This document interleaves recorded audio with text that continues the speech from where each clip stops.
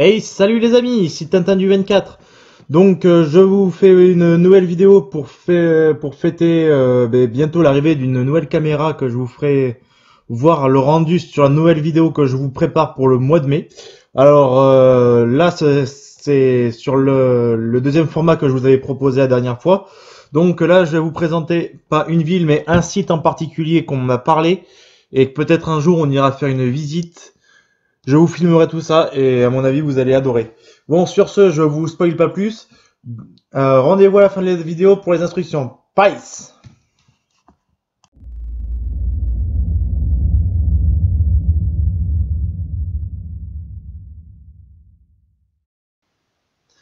Si je vous dis le château de Lerme, ben vous allez me dire, ah ben c'est sûrement le château de Jacques Croquant qu'il a brûlé dans le livre, dans le célèbre livre de Eugène Leroy.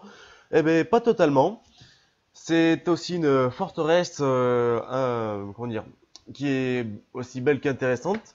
Donc je vais vous dire tous ses secrets, parce que aussi il y a eu plus que certains arrangements, il y a eu aussi quelques meurtres, et je vais tous vous les énumérer, enfin pas tous parce qu'il y en a, il y en a assez pour longtemps quoi. Donc je vais vous dire que les principaux, et après j'espère que tu vas aimer.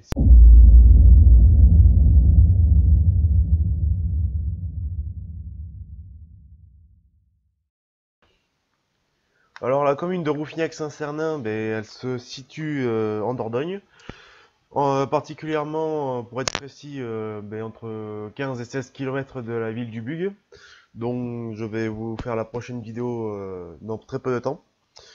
Donc ben, le château, ben, il a été construit au XVIe siècle et entré au monument historique à partir du 10 août 1927. Là, ben, franchement, j'ai rien à vous dire à part que le château, ben, il est encastré dans une forêt. Et que voilà, on va tout de suite passer aussi à l'histoire parce que là il y a vraiment beaucoup de choses à dire et plus que sur la géographie.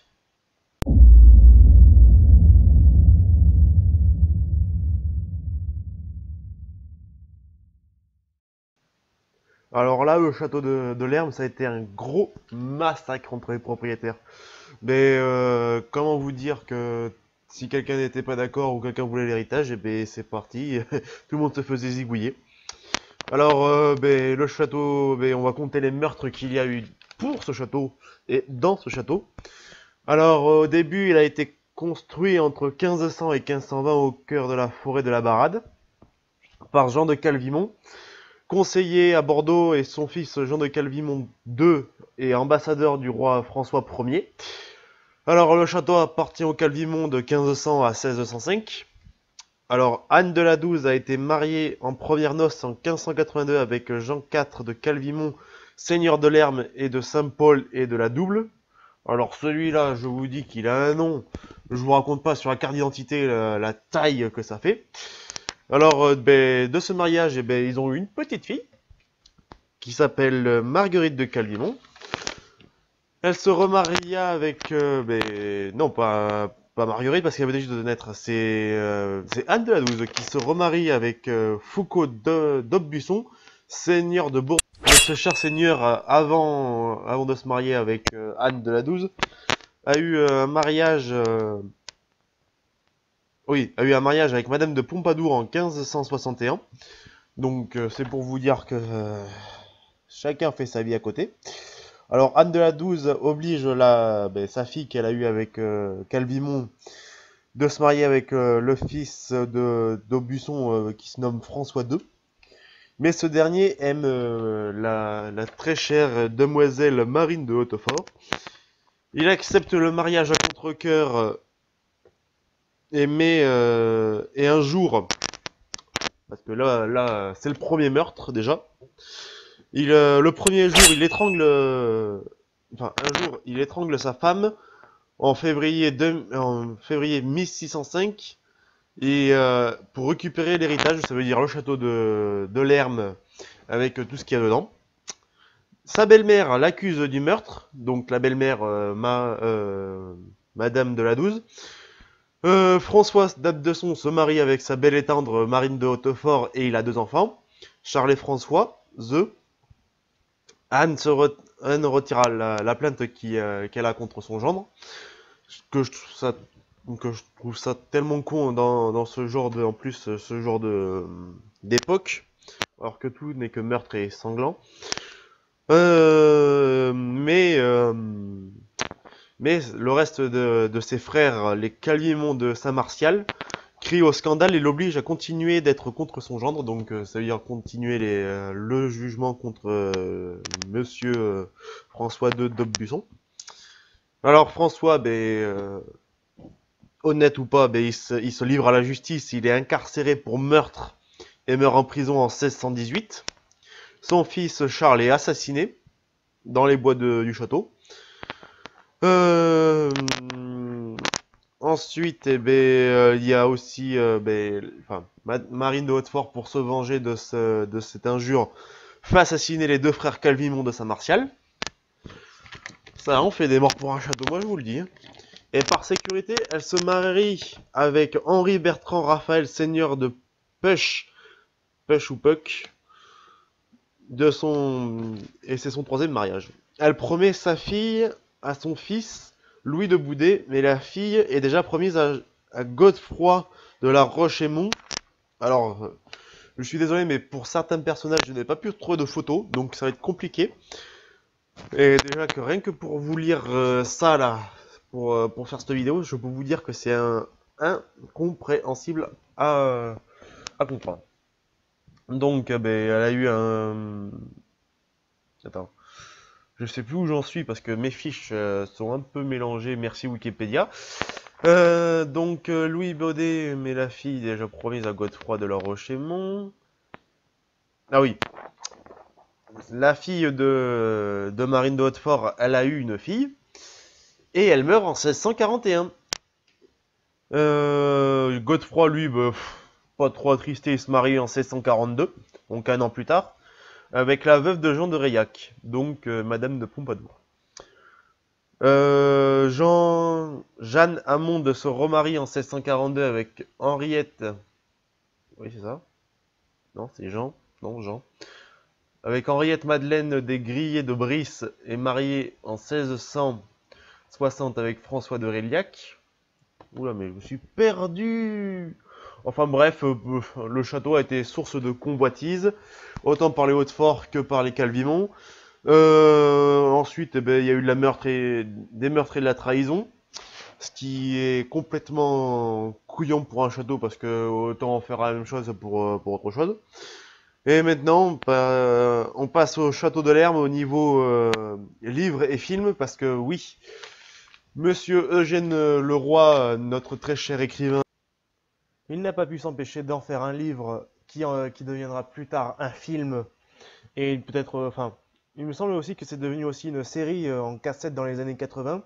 Enfin, je vais vous raconter tout ça, mais dans les deux versions, ils se contredisent. Enfin, soit il y a des éléments qui n'ont pas eu lieu, qui est dans le film et pas dans le livre, ou vice-versa. Enfin, on va décortiquer tout ça et je vais vous faire voir. Allez, c'est parti pour le Lerme de la fiction.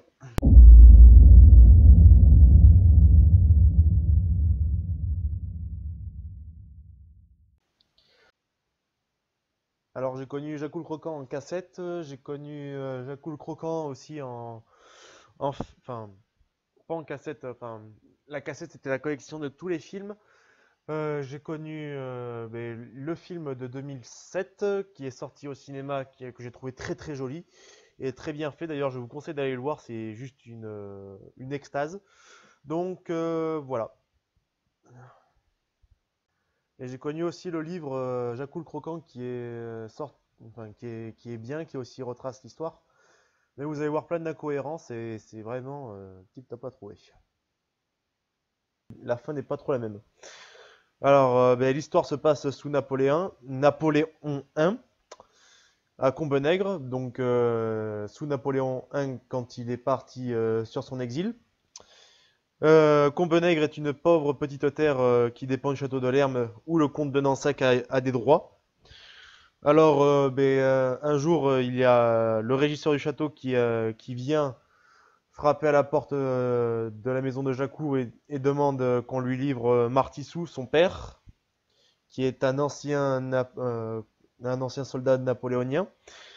Celui-ci tue le régisseur d'un coup de carabine et les soldats qui accompagnaient le régisseur ont tiré dans la maison croyant que c'était un moyen de défense et ils ont tiré comme des cons sur la mère à Jacou qui s'appelle Françou.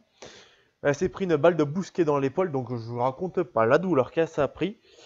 Elle est morte comment dire? Vous savez, quand vous prenez quelque chose, vous le plantez, et que ah oui, elle est morte dans d'atroces souffrances et de faim et de froid. C'est par un soir d'hiver qu'elle décède, la pauvre malheureuse. Alors après, Jacou retrouve son père dans le village de Bars et il l'appelle. Tantôt, les soldats ont repéré où était le père à Jacou et l'ont enfermé, jugé et condamné au travail forcé tout le restant de sa vie, mais il va pas y rester longtemps parce qu'il mourra 2 ans plus tard suite à ça. Alors maintenant, notre pauvre petit Jacou, il est devenu orphelin à 9 ans et a commencé à errer dans les rues de Bars, à chercher à manger. Il se nourrit de ce qu'il trouve en fait, parce que à l'époque, la nourriture était rare et très très chère. Alors, par exemple, dans le film, on peut voir qu'il se nourrit de cire, de bougies, qui n'était pas vraiment de la cire d'abeille, mais qui était du suif de bœuf. Donc le suif, pour ceux qui ne connaissent pas, c'est la graisse. Après un soir qui errait, qui était vraiment malheureux, il voulait en finir. Il se rend dans le cimetière, il se déshabille et se met sur une tombe. Heureusement que comme on dit, la bonne du curé, mais la servante du curé, le retrouve et le rapporte chez le curé en lui expliquant qu'elle l'a trouvé sur une tombe nue. Le curé, qui s'appelle le curé Bonal, l'a recueilli, il lui a fait son éducation. Jacou gagne toujours. Et sauf que dans le livre, d'après ce que j'ai compris, Jacou et sa copine ne sont pas ensemble et Jacou sort avec une des copines de celle qu'il a actuellement dans le film. Je vous ferai un top 10 si vous voulez des incohérences qu'on trouve dans Jacou Croquant le film et Jacou Croquant le livre. Mais on n'est pas là pour discuter de ça. Alors à la suite du concours de danse, l'hiver commence à tomber. À un moment, le curé organise un repas avec le père de Lina, justement la copine avec qui vous avez vu Jacou danser. Et il organise un repas et le curé part chercher du vin à l'église et malheureusement il remontera pas de la cave parce que le bon saint est mort d'une crise cardiaque en allant en chercher. Alors de ce fait, Jacou est parti habiter en paysan dans la campagne. Donc, il fait l'élevage de moutons, il fait les moissons à la faux. Et à un moment, alors que qu'on s'y attendait pas, la fille de Nansac s'est perdue en chasse et trône devant la maison de Jacou. Et il pleut à torrent. À un moment, elle toque à la porte de Jacou hésitant et Jacou lui ouvre. Donc, il lui demande si elle peut se changer, se sécher, se restaurer. Lui, il dit oui, pourquoi pas, allez, viens à l'intérieur, il fait chaud. Alors, sauf que 2 soldats la suivaient et ils ont vu la scène. Alors, les soldats sont partis leur dire à monsieur de Nansac ce qui s'était passé. Alors, ensuite, Jacou est arrêté dans les rues de Bars, puis sans jugement, il est balancé dans les oubliettes comme ça. Ça dégage. Tu me gênes, je veux plus entendre parler de toi. Alors, il est balancé, enfin, pas dans les oubliettes comme on pourrait le voir ou le croire. Il est balancé dans un puits. Dans le film, il est balancé dans un puits, dans un sac de toile, et balancé dans un puits. Alors que ce jour-là, il fait un gros orage, des intempéries et tout. Et à un moment, Jacou sent qu'il va se noyer, et alors il commence à escalader le puits et pour monter à la surface. À un moment, il arrive dans le circuit des égouts, et il taille vers la sortie, donc vers en haut, il taille un tunnel en décrochant les pierres une à une et il rejoint la salle des gardes qui était un peu plus haut. Il ferme le tunnel par un coffre et arrive à sortir du château comme ça sans se faire prendre. Alors, à sa sortie des égouts, eh ben, il va chez sa copine Lina qui s'est fait courtiser par le second du comte de Nansac, si on peut dire comme ça. Jacou est fou de rage et Lina croit pas. Enfin, Jacou lui raconte que c'est lui qui l'a enfermé dans le puits du château. Lina le croit pas et pourtant c'est bien la vérité. Le second, ben, il s'enfuit à toutes jambes et il commence à monter une armée de paysans révoltés. Et vers l'été de l'année suivante, eh ben, la révolte éclate. Les paysans sont en bas du château avec des torches enflammées. Ils sont là pour en découdre. Alors, le comte de Nansac, qui avait réuni toute la sainte noblesse dans son château, voit des torches allumées, il comprend pas ce qui va lui arriver. Des paysans passent par le tunnel d'évasion de Jacou. Ils arrivent à encercler le château de l'intérieur. Tous les nobles fuient. C'est la panique, sauf qu'il manque une personne. C'est la fille du comte de Nansac, qui ne s'est pas enfui et qui veut en finir avec Jacou en essayant de se suicider dans l'incendie. Alors, le feu commence à prendre dans toutes les salles, dans toutes les cheminées.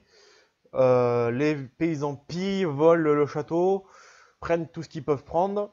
Et Lina, enfin non pas Lina, la fille de Nansac est dans sa chambre.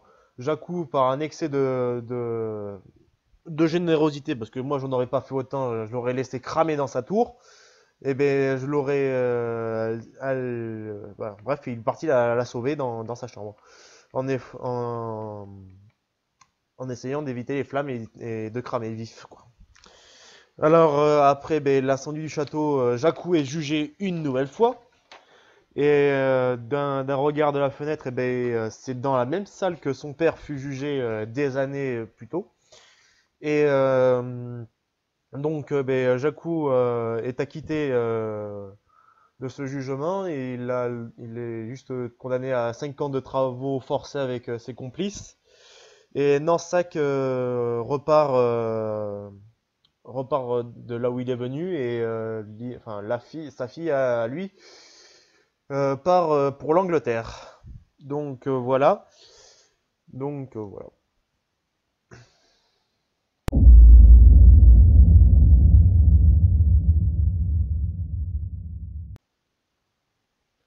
Alors ça va servir de conclusion. Bon, ben, si vous vouliez faire une affaire immobilière, ben, le château de Lerme, eh ben, ça a été une grosse scène de crime.